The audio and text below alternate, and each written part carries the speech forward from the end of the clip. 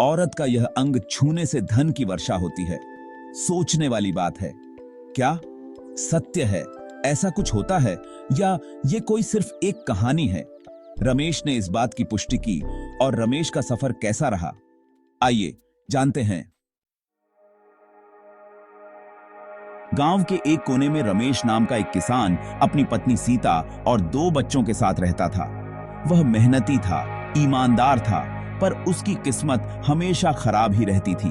खेत में खूब पसीना बहाता, फिर भी आमदनी इतनी कम थी कि परिवार का पेट भरना मुश्किल हो जाता।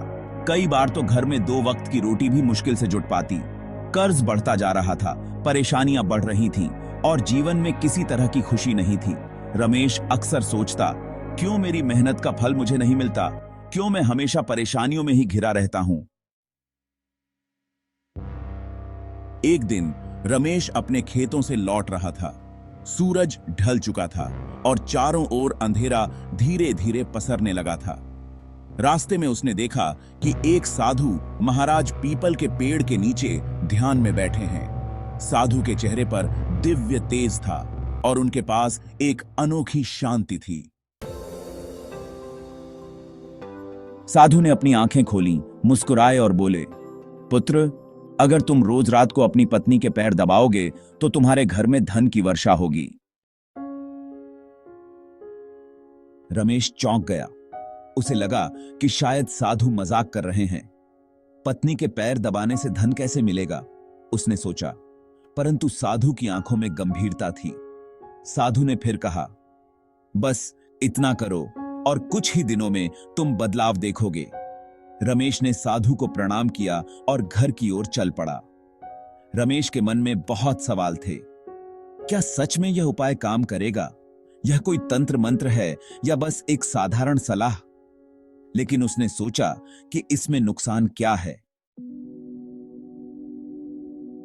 उस रात जब सीता थकी हुई सोने की तैयारी कर रही थी, रमेश ने धीरे से उसका पैर पकड़ लिया और धीरे धीरे दबाने लगा।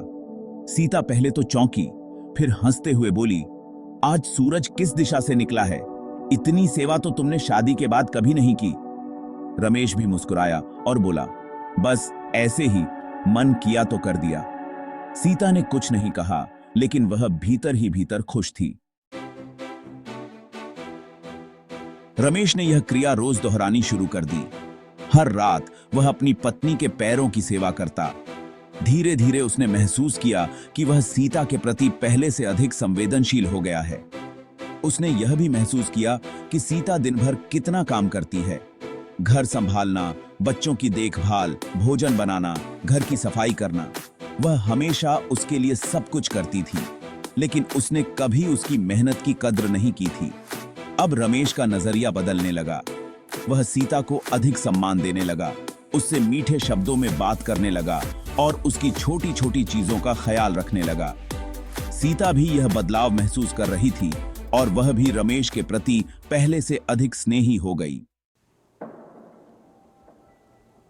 जब घर में प्रेम और शांति बढ़ने लगी तो इसका असर रमेश के काम पर भी दिखने लगा। वह पहले से अधिक उत्साह और लगन से खेतों में मेहनत करने लगा। उसकी फसल अच्छी होने लगी।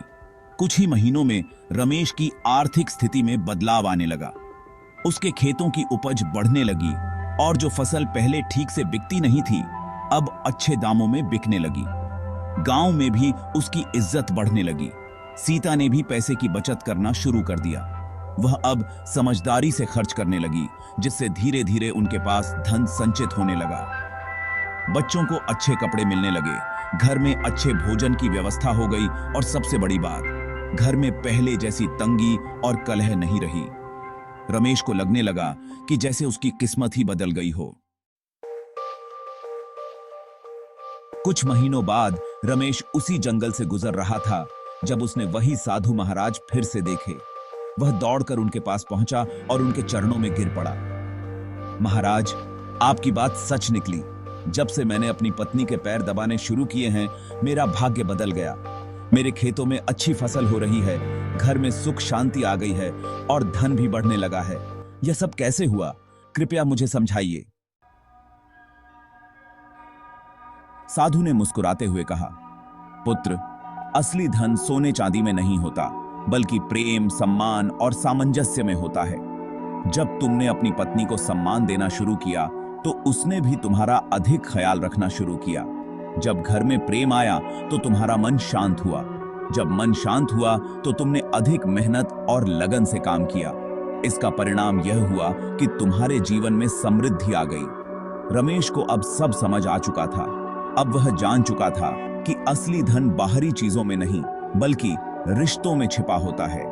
जब हम अपने जीवन साथी को सम्मान और प्रेम देते हैं तो वह भी हमें सहयोग और समर्थन देता है। इसी प्यार और समझदारी से परिवार समृद्ध बनता है। रमेश ने साधु को प्रणाम किया और मन में यह संकल्प लिया कि अब वह हमेशा अपनी पत्नी का सम्मान करेगा, उसका साथ देगा और घर में प्रेम बनाए रखेगा। उस दिन के बाद से रमेश और सीता का जीवन पूरी तरह बदल गया। अब उनके पास न केवल धन था बल्कि एक खुशहाल परिवार भी था। सच्ची समृद्धि केवल मेहनत से नहीं बल्कि प्रेम, सम्मान और समझदारी से आती है। जब परिवार में प्रेम होता है तो हर कठिनाई आसान हो जाती है और भाग्य खुद ब खुद बदल जाता है।